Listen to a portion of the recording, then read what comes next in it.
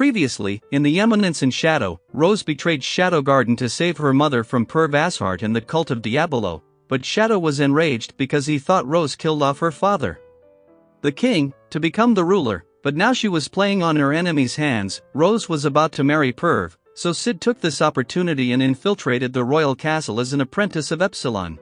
There he tried to convince Rose to rebel against Perv, but girl had given up on everything. There Sid discovered that Perv was threatening Rose with her mother's life. So Sid planned another way to save Rose, but the ring he stole from Perv was a device that could bring a calamity strong enough to wipe out an entire army. And the mother Rose was trying to protect was a slut who had sexual relationship with Perv Ashart. That slut gave off her own daughter to Perv Ashart, so she could have sexual relationship with her future son-in-law.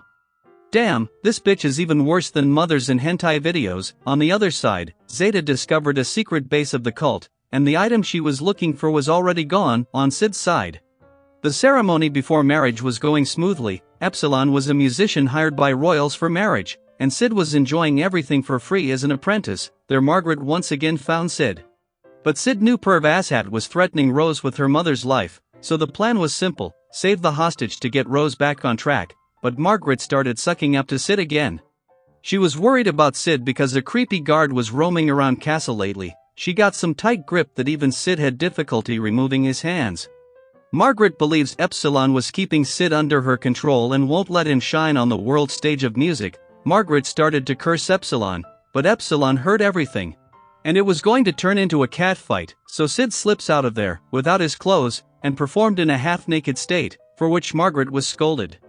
After that, Epsilon tells Sid about the Black Rose that keeps the Oriana kingdom in check, and it had an impact that every noble started to like arts and left violence behind. But even so, Sid is interested to see this abomination. Sid thought it's an organization, but Epsilon was referring to a monster. But for now, rescuing the queen comes first. But Sid discovered the queen was having an affair with Perv Ashart. Sid overheard their conversation that they were planning to kill Rose after marriage, and this information was enough for Sid to leave before those two got into bed. It was an unusual turn of events. So Sid decided to let Rose see the truth with her own eyes to get her into rage mode. Rose was treated coldly by Margaret and her servants, and she knew why, but she thought of enduring all of this to save her mother, and their Shadow gets in, and Rose thought he was here to kill her. But he told Rose to follow him to see the truth. Shadow took Rose to her mother's room, and she heard her mother's moans.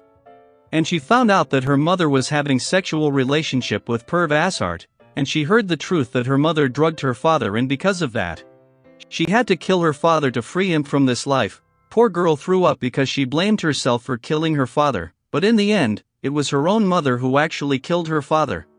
The king, Rose wasn't able to take in this truth and passed out, so Shadow brought her back to her room. Then, as she woke up, she just got snapped from all the messed up things that kept happening to her. But there she heard the piano play, and it was Sid who came to her again.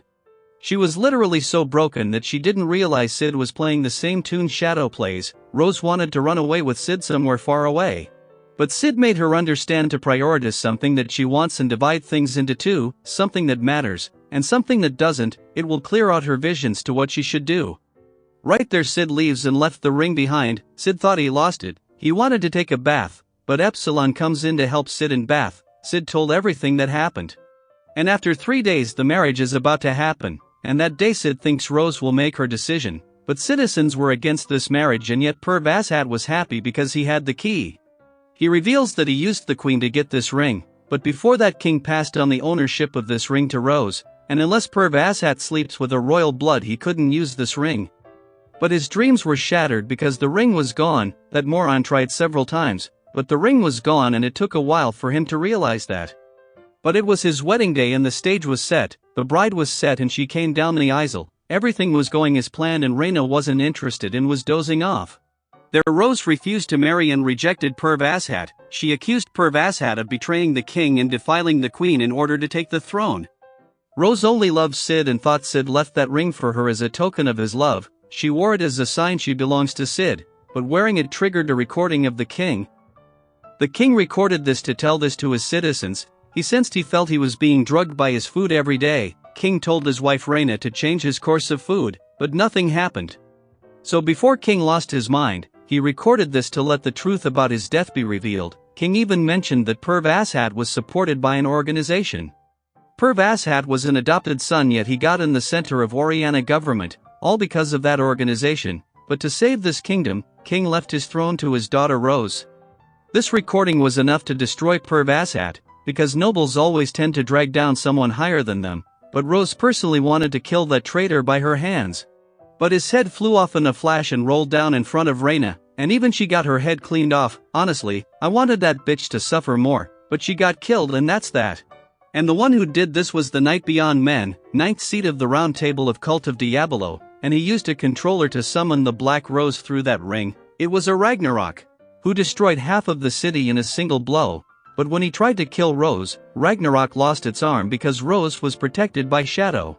And, sadly, before the grand fight episode 11 ends there, but if you want to see more of this anime, please let me know in the comments section.